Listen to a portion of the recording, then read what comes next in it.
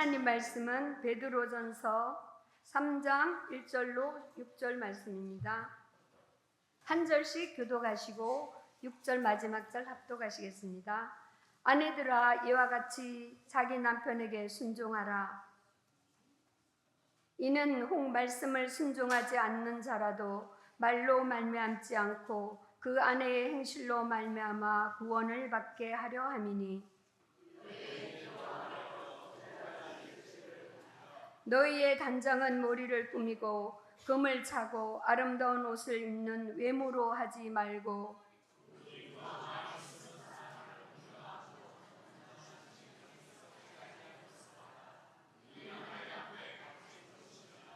전에 하나님께 소망을 두었던 거룩한 부녀들도 이와 같이 자기 남편에게 순종함으로 자기를 단장하였나니 사라가 아브라함을 주라 칭하여 순종한 것 같이 너희는 선을 행하고 아무 두려운 일에도 놀라지 아니하며 그의 말이 된 것이니라. 아멘. 할렐루야. 저희 부장님이 엄청 센스 있으신 게 제가 여기서 갑자기 눈물샘이 터져가지고 막 훌쩍훌쩍거리고 있는 거 보시고 이렇게 막 기도를 바꾸셔가지고 제가 울음을 그치고 빵 터졌거든요. 그래서 저희가 이렇게 하나하나가 다 저희가 손발을 맞춰서 계획하고 아주 믿습니다. 저희 아이들 정말 예쁜 것 같아요. 말씀을 시작할 텐데요.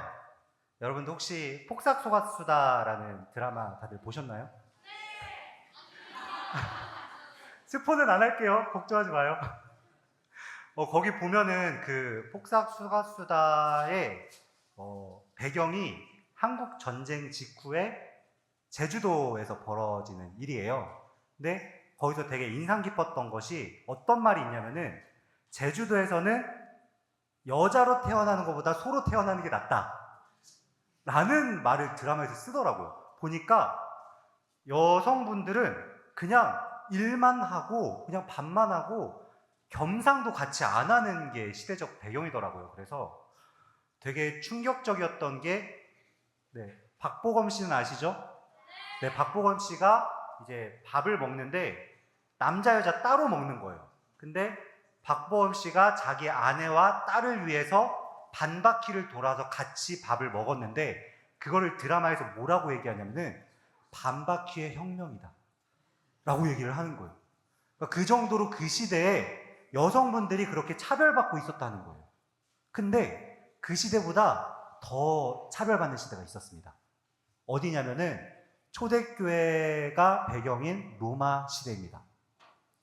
로마 시대는 어떤 일들이 있냐면은 아버지가 가족의 모든 생사여탈권, 한마디로 죽이고 살리는 것을 결정할 수 있었어요. 그래서 아이를 낳았을 때 이 아이를 키울지 말지도 버릴지도 남편이 결정했어요. 그러다 보니까 여성들은 그냥 당연히 말을 따를 수밖에 없는 시대가 그 로마 시대입니다. 그래서 오늘 말씀을 보면은 오늘 말씀이 사실 그냥 성경으로만 읽으면은 되게 성차별적인 말씀으로 볼 수 있어요. 근데 여기 이 본문 안에 얼마나 베드로가 그 성도들을 위해 사랑과 열정을 가지고 선포하는지 알려면은 이 베드로 전서의 개요를 알아야 돼요. 베드로 전서에서는 어떤 일이 있냐면은 성도들이 그리스도인들이 로마 시대 각 지역으로 퍼져나갑니다. 퍼져나가서 무엇을 당하냐면 박해를 당해요. 고난을 당해요. 핍박을 당해요. 괴롭힘을 당해요. 그때 베드로 사도가 뭐라고 얘기하냐면 이 성도들에게 너희는 그냥 약한 사람들이 아니야. 너희는 어떤 사람들이냐면은 하나님이 너희를 미리 아셨고 성령께서 너희를 거룩하게 하셨고 예수님이 피 뿌려서 택하신 백성들이야. 엄청난 얘기를 해요. 그러면서 너희 아버지는 하나님이셔. 2장 9절에는 더 심지어 어떤 어마어마한 얘기를 하냐면은 그러나 너희는 택하신 족속이요 왕같은 제사장들이요 거룩한 나라요 그의 소유가 된 백성이니 이는 너희를 어두운 데서 불러내어 그의 기이한 빛에 들어가게 하신 이의 아름다운 덕을 선포하게 하려 하십니다.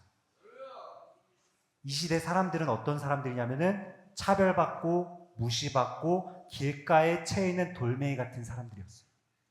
근데 이들은요, 하나님께서 각각 심겨놓은 말씀이었고요, 이분들은요, 한 명 한 명이 다 제사장이었던 거예요. 그러면서 오늘 말씀으로 나아갑니다.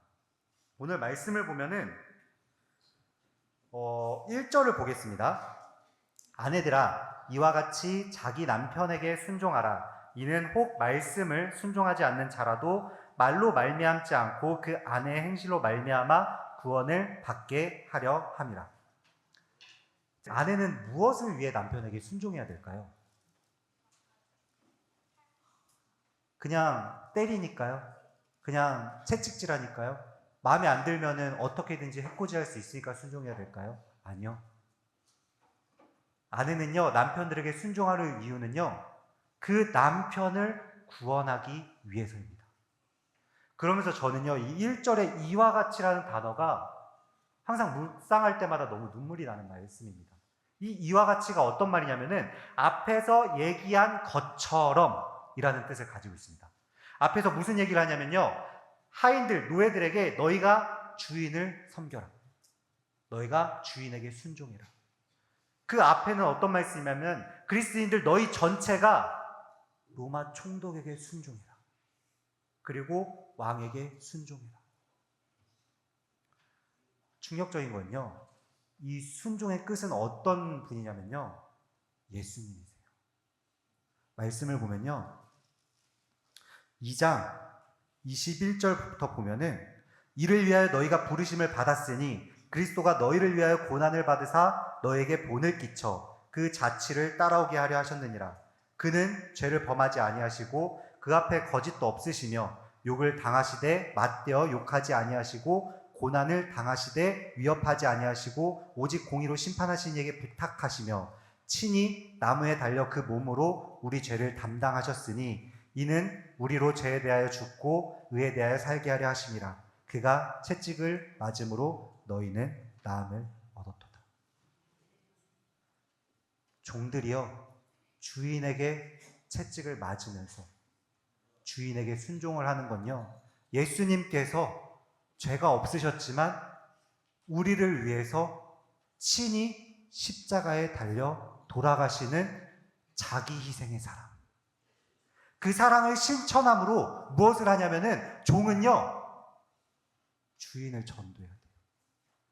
아내들은요, 이와 같이 너희가 예수님처럼 남편들을 구원하라.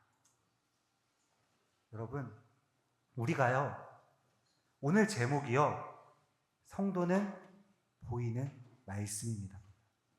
우리가 보이는 말씀으로 가장 첫 번째 무엇을 해야 되냐면요, 우리가 순종함으로 우리의 삶을 통해 예수님을 보여야 됩니다. 우리가 살다 보면요, 참 진짜 힘든 일 너무 많아요. 내가 잘못하지 않았는데 다른 사람들이 나를 괴롭히는 경우도 되게 많아요. 우리는 그럴 때 어떻게 해야 될까요? 싸워야 될까요? 싸워야 돼요?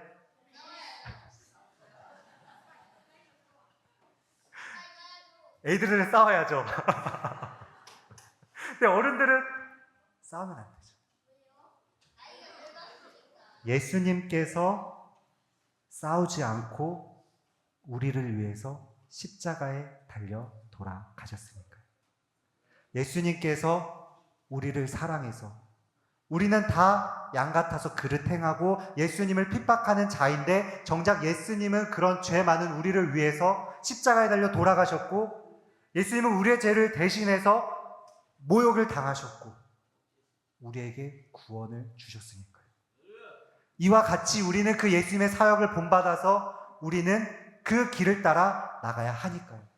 그렇기 때문에 우리의 삶 속에서 어떠한 믿지 않는 사람이, 때로는 어떤 사람들이 나에게 핍박하고 손가락질하고 오해를 가지고 끊임없이 조롱을 해도 우리는 우리 안에 예수님이 살아계신다면은 맞서 싸우면 안 되죠. 오히려 베드로는, 성경은 그렇게 말씀합니다. 너희가 순종하라. 이게 얼마나 여러분들에게 잔인한 말씀인지 저는 잘 알아요.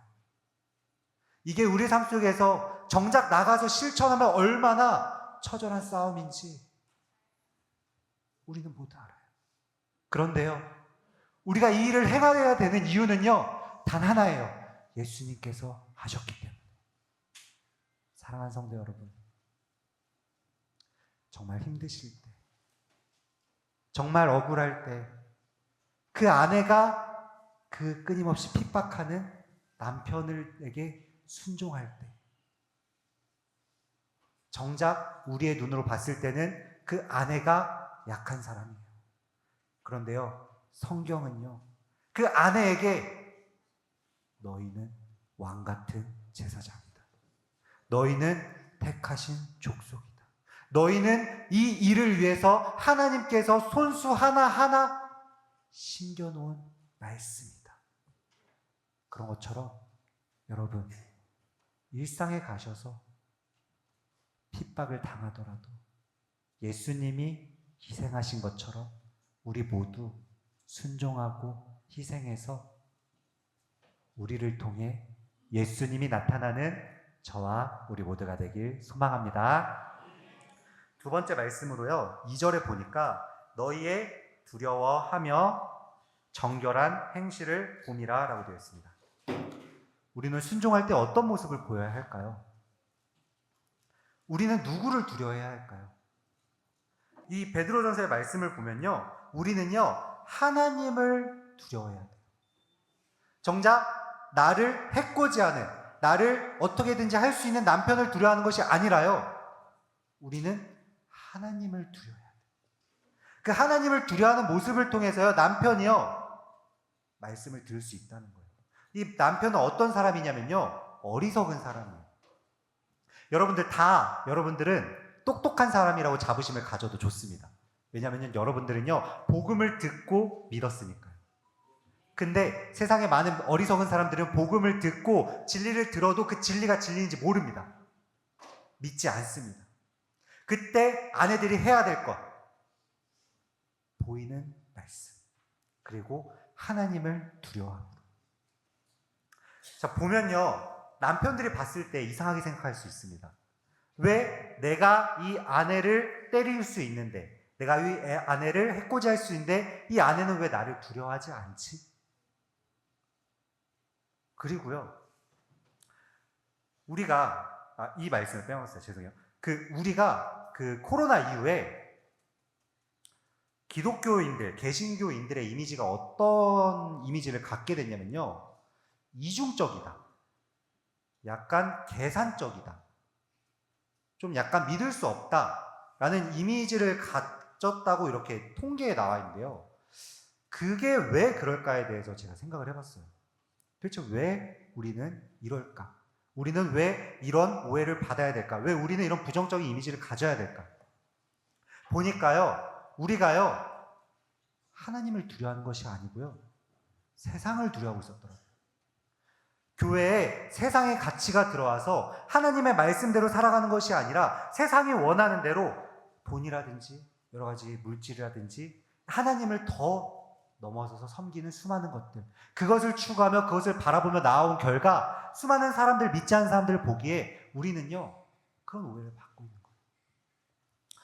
이 말씀을 준비하면서요, 저는 원래 다른 말씀을 가지고 오려고 했습니다.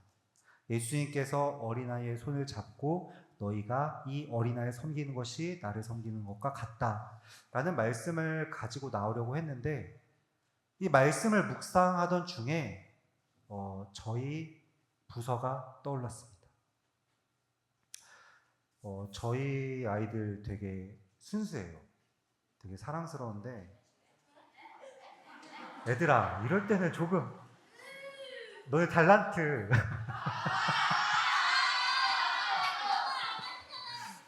아이들이 제가 다른 데서 봤던 것보다 훨씬 순수하더라고요.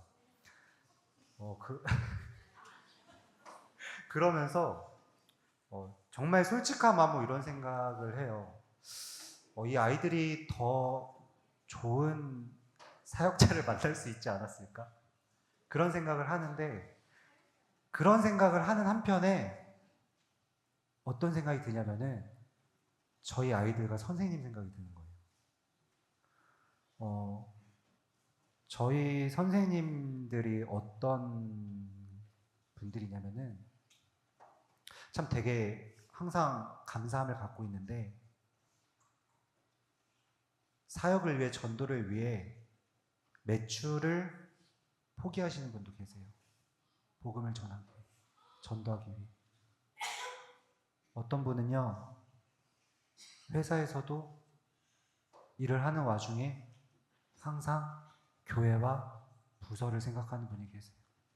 어떤 분은요, 멀리서 새벽 예배를 드리고자, 절대 젊은, 얼굴은 동안이지만 젊은 나이가 아닌데, 저는 누군지 모릅니다. 부서실 그 불편한 곳에서 주무시면서 새벽 예배를 참여하시는 분이 계세요. 우리 아이들에게 선한 영향을 끼치기 위해서 항상 예배 자리를 사모하시는 분이 계시고요. 정말 먼 곳에서 항상 오시는 분들이 계세요. 제가 정말 행복한 게, 저희가 이제 끝나고 쿠우쿠를 가는데 그 쿠우쿠조차도 사실 저희가 많은 선생님들과 회의가 많았어요. 너무 비싼 거 아닌가?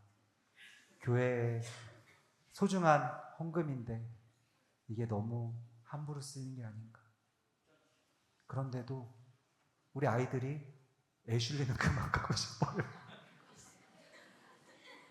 라는 말에 기도하자.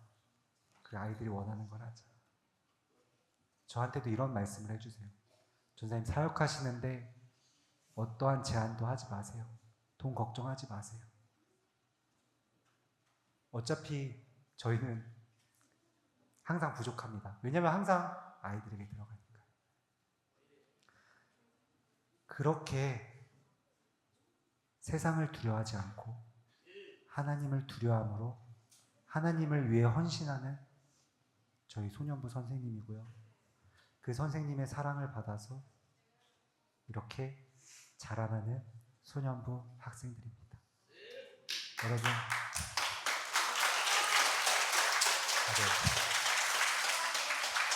그런데요, 여러분, 저는요, 하나를 보면 열을 안다는 말이 있죠. 이 선생님들, 이 학생들이 신생중앙교회입니다. 이 선생님들을 보면요, 여러분들을 알 수 있어요. 그럼에도 불구하고 여러분들 다 각자 하나님을 두려워하면서 나아가겠지만 우리는 항상 조심해야 되는 게요, 어느 순간 하나님을 두려워하는 마음이 세상을 두려워하는 마음으로 바뀌면요, 그때부터 우리는 넘어집니다.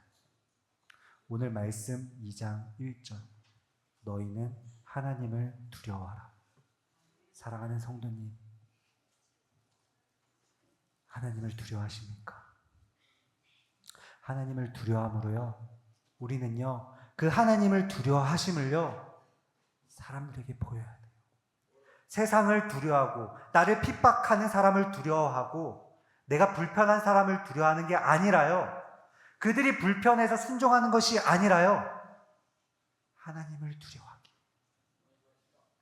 사람들을 심판하고 죄를 심판하는 하나님을 두려워하기, 그 두려움으로 나를 살펴야 되고요, 믿지 않는 사람이 하나님의 심판을 받을 것을 두려워하면서 그 사람을 섬겨야 됩니다.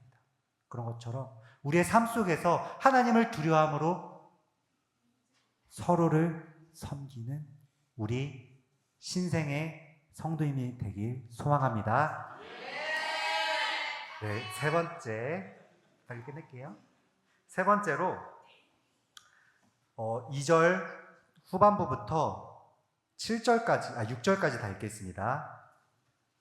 제가 읽어드리겠습니다. 너희는 두려워하며 정결한 행심을 봄이라. 너희의 단장은 머리를 꾸미고 금을 차고 아름다운 옷을 입은 외모로 하지 말고 오직 마음에 숨은 사람을 온유하고 안정한 심령에 쉬지 아니할 것으로 하라. 이는 하나님 앞에 값진 것이니라. 전에 하나님께서 소망을 두었던 거룩한 부녀들도 이와 같이 자기 남편에게 순종함으로 자기를 단장하였나니 사라가 아브라함을 주라 칭하여 순종한 것 같이 너희는 선을 행하고 아무 두려운 일에도 놀라지 아니하면 그의 딸이 된 것이니라. 아멘. 자, 세 번째로 우리는 세상에 무엇을 보여야 되냐면요, 정결한 행실을 보여야 합니다. 정결한 행실은요, 하나님을 두려워할 때 가능하고요, 그 정결한 행실은요, 우리가 깨끗한 마음을 가져야지만 가능합니다. 보면요, 3절에 너희는 단장하라라고 했는데 그 단장을요, 시각적으로 외면으로 보이는 단장을 하라고 하지 않습니다. 오히려 내면의 단장을 하라고 합니다. 그 이유는요, 우리가 앞에 보이는 것들, 꾸미는 거요, 화장하는 거요, 액세서리 같은 거는요, 시간이 지나면 없어집니다. 시간이 지나면요, 점차 사그라집니다. 우리 외모도요, 물론 다들 아름다우시지만 그 20대, 그 10대, 그 파릇파릇함보다는 그래도 조금씩 나이가 들어가잖아요. 이렇게 우리가 앞에 보이는 모습들은 다 사라져갑니다. 그런데요, 우리의 내면은요, 늙지 않습니다. 다시 새로워집니다. 그러면서 성경은요, 오직 마음에 숨은 사람, 4절입니다. 오직 마음에 숨은 사람을 온유하고 안정한 심령에 썩지 아니할 것을 하라라고 되어 있습니다. 자, 마음에 숨은 사람은 우리의 속사람이라고 볼 수 있고요, 온유하고 안정한 심령은 두 가지 의미로 해석할 수 있습니다. 첫 번째는요, 사람의 영, 하나님께 성령님의 인도하심을 받아서 하나님의 깨끗한 백성이 된 사람의 영이라고 볼 수도 있고요, 이 심령은요, 푸뉴마라고 해가지고 우리가 보통 성령님을 소개할 때 바람이라고 하는 표현으로 나오는데 성령님을 소개하는 단어이기도 해요. 그리고 이 두 가지가 같은 말씀이에요. 어떤 것이냐면은 우리의 마음속에 성령님이 내주하셔서 우리의 마음속에 그 성령님의 인도하심을 따라 우리의 겉사람은 비록 낡아질 수 있으나 우리의 속사람은 성령으로 인해서 날로 새로워지는 것. 그로 인해 가지고 우리가 온유하고 안정한 그 마음을 얻는 것. 그것이요, 우리가 단장해야 하는 것입니다. 보면요, 그러면서 이제 사라와 아브라함에 대한 예시가 나옵니다. 그 아브라함을 보면은 12장에 그 애굽에서 사라를 팔아요. 다 아시죠? 우리 소년박생 아세요? 알죠. 다 알죠. 예. 자, 아브라함이 애굽에서 이제 사라가 너무나도 아름다우니까 이 사라가 아름다움으로 인해서 왕이 사라를 빼앗고 자기를 죽일까 하여 사라에게 너는 나의 누이라고 말하라라고 합니다. 근데 사라는 순종했어요. 그리고 나서 사라는요, 창세기 17장인가 18장에 아브라함을 뭐라고 얘기하면은 주라고 얘기해요. 주인. 아브라함을 주라고 얘기해요. 그러니까 주인으로 섬겼다는 거예요. 사라는 왜 섬겼을까요? 사라는 왜 그렇게 볼품없어 보이고 그때 당시에는 믿음의 조상, 정말 그 믿음이 훌륭한 아브라함도 아니었는데 하나님은 왜 아브라함을 주라고 섬겼을까요? 하나님께서 아브라함을 남편으로 선택하셨기 때문입니다. 그리고요, 신약으로 넘어와서요, 예수님께서요, 교회를 섬겼기 때문입니다. 그렇기 때문에 아내들, 이 아내들은요, 정말 결혼하신 아내들만 말씀하시는 게 아니에요. 세상에 복음을 가진 자들, 세상에 복음을 가짐으로 핍박받고 괴롭힘을 당하고 끊임없이 다른 사람에게 조롱받는 사람들. 그렇기 때문에 베드로는요, 종들도 주인에게 순종하라고 하고요, 아내들도 남편에게 순종하라고 합니다. 이 내용은 종합해서 무엇을 말하냐면요, 너희가 비록 약자 같지만 예수님께서 교회를 섬긴 것처럼 너희도 세상 사람을 섬기라. 성도님은 보이시는 말씀입니다. 첫 번째로는요, 우리가 예수님을 우리의 삶 속에서 보여야 되고요. 두 번째는요, 우리가 세상을 두려워하는 것이 아니라 하나님을 두려워서 순종하는 것을 보여야 되고요. 세 번째는요, 우리가 정결한 행실로 우리의 마음속에 온유하고 안정된 성령님의 그 열매로 순종해야 합니다. 저는요, 신생중앙교회가 부흥될 거라고 확신합니다. 왜냐면요, 초대교회의 역사와 한국교회의 역사를 보면요, 하나의 말씀, 오늘 오전에 담임목사님께서 말씀하신 것처럼 사도들은 복수이나 가르침은 하나였다. 오직 예수 그리스도. 초대교회는요, 그렇게 수많은 사람들이 복음을 전했습니다. 그런데 복음을 전할 때요, 핍박받았어요. 목숨을 잃는 경우도 많았어요. 시긴을 한다고 오해도 당하고요. 평화의 입맞춤이라고 베드로 5장에서도 14절에 너희는 사랑의 입맞춤을 하라 라는 말이 되게 이상한 행동처럼 바라보고요. 그런 수많은 오해 속에서 끊임없이 그리스도인들을 핍박했습니다. 근데 그리스도인들은 어떤 행동을 하냐면요, 그 당시에 남자가 키우기 싫어서 버려버린 아이들을 하나님의 선물이라고 키웠습니다. 약한 사람들을 돌봤고요. 귀족이요, 평민들이 죽을 때 대신 죽었습니다. 복음은요, 동일해요. 복음은요, 죄인들, 약한 사람들, 가난한 자들에게 먼저 선포됩니다. 그러고 나서 그 가난한 사람들, 약한 사람들, 모자란 사람들이 말씀대로 살아가면 그분들의 삶 속에서 예수님이 나타나고 하나님의 두려움이 나타나고 정결한 행실이 나타나면요, 그것을 보고서요, 많은 어리석은 사람들, 믿지 않은 사람들이요, 진리를 받아들여요. 그렇게 복음이 선포됩니다. 제가 신생중앙교회가 부흥될 것을 확신한다는 이유에는요, 전제 조건이 하나 있습니다. 우리 모두가 말씀이 되어야 됩니다. 우리 모두가 항상 모여서 예배를 통해 은혜를 받고 그 은혜를 가지고 일상으로 돌아가서 한 분 한 분이 말씀으로써 예수 그리스도를 증거하고 한 분 한 분이 정말 세상을 두려워하는 것이 아니라 환경을 두려워하는 것이 아니라 내가 알지 못하는 수많은 많은 걱정거리가 두려워하는 것이 아니라 오직 선과 악을 심판하시는 하나님을 두려워함으로 그 두려움을 세상 사람들에게 보여줌으로 또한 세상은 점점 악해져 가는데 우리는 성도님들은 거룩하게 정결하게 세상과 구별되어서 하나님의 말씀을 따르고 하나님의 가치를 따라가는 그것이 일상의 구현될 때 신생중앙교회는 확실하게 부흥합니다. 말씀을 마치겠습니다. 여러분, 우리는요, 예배만 드리는 성도님들이 아닙니다. 교회는요, 성도는요, 예배뿐만 아니라 그 예배가 일상으로 확장되어야 합니다. 그런 것처럼 우리는 세 가지요. 우리는 예수님을 보여야 되고요. 우리는 하나님을 두려워해야 되고요. 우리는 정결한 행실을 보임으로써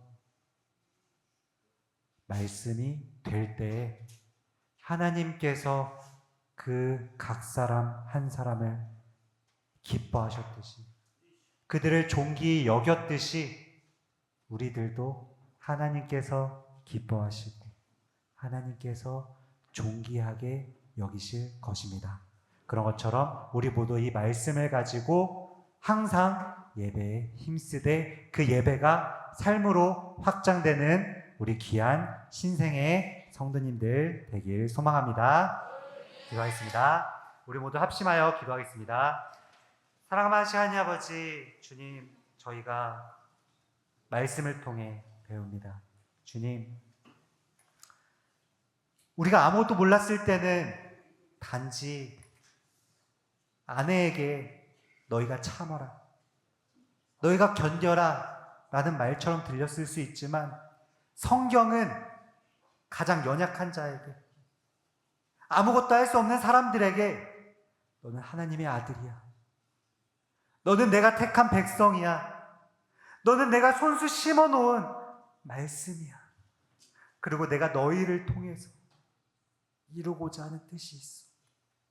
너희가 비록 핍박받지만, 너희가 비록 고통받지만, 너희가 일상 속에서 복음을 가지고 나갈 때 슬플 수 있지만 내가 너희를 기뻐하니 너희도 나를 따라서 예수님의 사역을 감당하라고 선포한 베드로처럼 주님, 우리도 너무나도 이 말씀이 아프지만 예수님께서 우리를 위해 십자가에 달려 돌아가셨기에, 예수님의 자신을 포기하시고 우리를 사랑하셨기에 우리도 주님을 따라 순종하며 나아가게 하여 주시옵소서. 주님, 세상을 살아가는 고통받는 성도님들 보호하여 주시옵소서. 삶 속에서 복음을 가지고 나갈 때 핍박받는 성도님들 한 분 한 분 주님의 귀한 손으로 붙들어 주시옵소서. 주님, 그래서 우리가 비록 주님 안에서 어려움을 당할 수 있지만 그럼에도 우리의 마음속에 주님이 주시는 기쁨과 주님이 주시는 화평과 주님이 주시는 그 은혜 가운데 오늘 하루도 살아가게 하여 주시옵소서. 함께 하실 것을 믿고 이 모든 말씀 예수님으로 기드렸습니다.